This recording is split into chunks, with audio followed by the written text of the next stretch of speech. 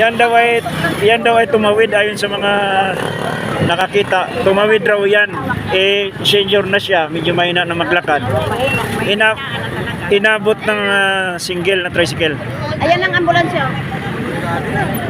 Andito na ang ambulansya mga lods, parating na. Tagal naman kasi. Para magamot siya. Hindi pwedeng galawin ho yan hanggat ambulansya lang po magagalaw dyan.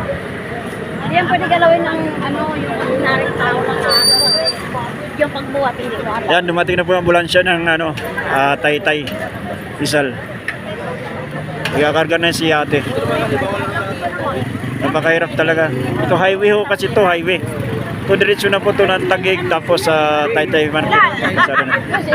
Tatawid na siya ito. Na, harang-harang ka din dyan. Kawawa ho. Pero may mga nagasikaso na may pulis na hindi na tayo lalapit mga lods, baka pagbawalan tayo lumapit. Dito lang tayo medyo malayo. Nakakarga na sa stretcher.